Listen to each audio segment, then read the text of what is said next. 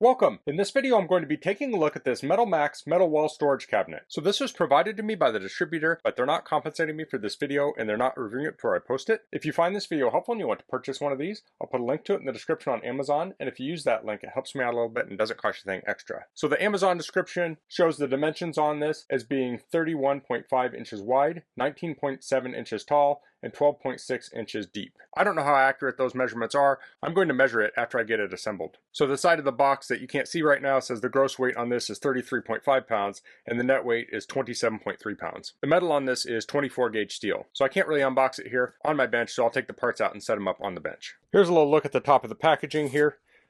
We have these corner protectors, this piece of styrofoam, and then we have the different parts of the cabinet in here, and you have thick foam on the outside and then this kind of foam fabric in between the pieces.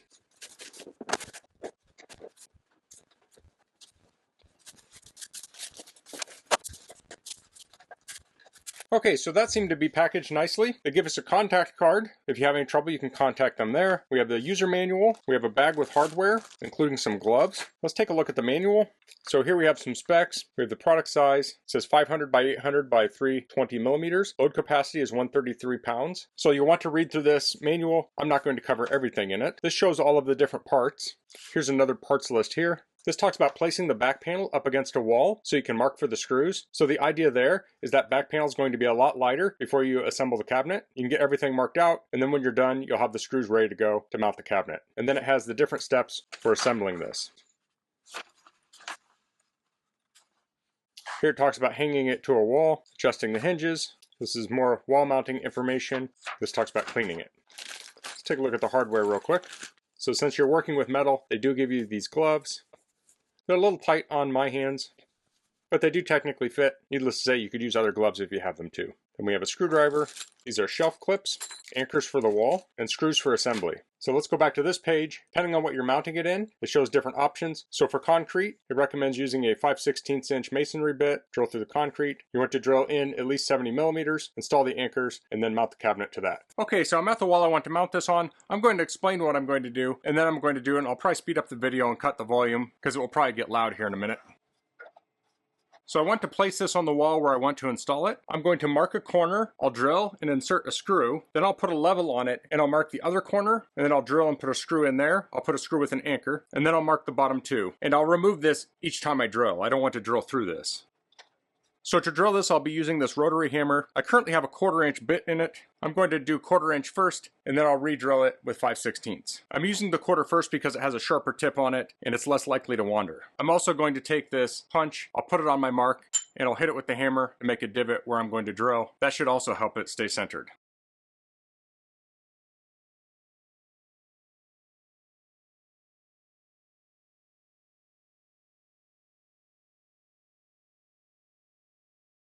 Okay, so I have all 4 screws installed. I have them sticking out maybe an 1/8 inch or a little bit more.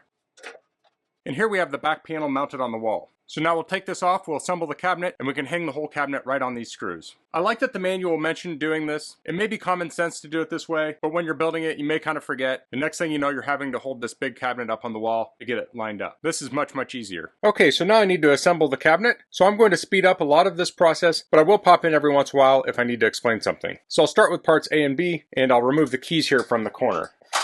And this does come with 3 keys.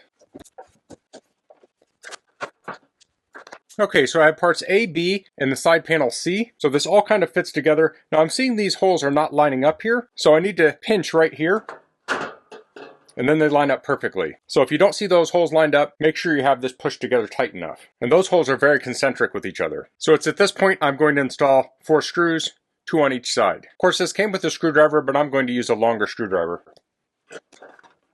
I'm also going to start all the screws and then tighten them all down.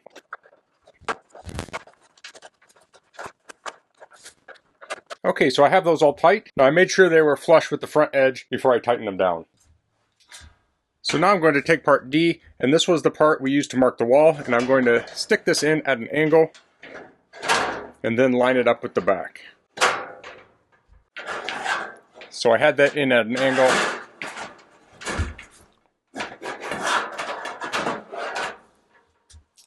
And now it's lined up at the back. So now I'm going to turn this around. Typically you would put this together on a floor and you just go around to the other side.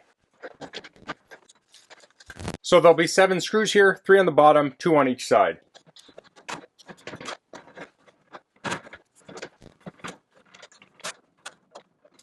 Okay, so now the back is affixed in place. Next I'll install the bottom part of the bottom, and we want to look for that slot and make sure that's in the front because the latch will go down into that.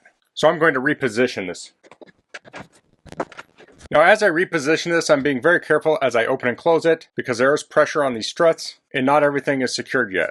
So I'm going to put a panel on the bottom and then I'll put a panel on the inside. So this bottom part here will fit into these cutouts here. And this whole bottom part will slide up. Now the inside piece also has that slot. I'll put that in at an angle. I'll lift up on this and fit that into place. Now it's going to have 7 screws just like the top did.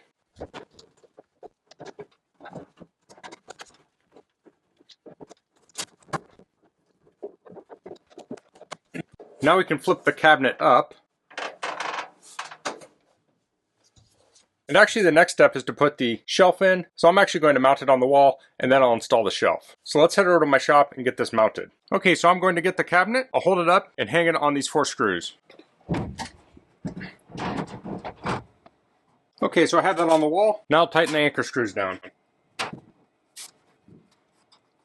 Okay, so now that's nice and secure. Next I'll put in the shelf brackets. Now one thing I want to put in here are cans of paint. So I'll put a can of paint in here to figure out the height at which I want to put the shelf. Comes with these clips. You stick this in the slot so it ends up in this position when you're done. Okay, so I have all 4 clips in, 2 in the front, 2 in the back. I'll put the shelf in. I'll put this in at an angle. Set it down. And there we have the shelf. Paint can, I can set that on the bottom or the top. Now this is on the wall, let's get a final dimension. So I get 31.5 when I measure this bottom part. This is flared out just a tiny bit. I could probably loosen those screws and push it in. And when I say just a tiny bit, it's probably a 32nd of an inch. And the reason I mention that, if you have a space that's exactly 31.5 inches, I think you could probably get this in there. Let's check out the height. So that's a hair under 19 3/4. Let's see the depth from the inside. It's right around 11 3/4 inches. Let's close the lid. Let's back up here a little bit. With the lid closed, we're probably around 12 5/8. So if this stays closed nicely, I'll pull it open. And right around the 45-degree angle, the struts kick in and hold it open. Now if I push it down, it kind of wants to come back even past 45. I get to about this point, it stays closed. And then it stays closed if it's all the way down. And of course we have a lock if we want to lock it.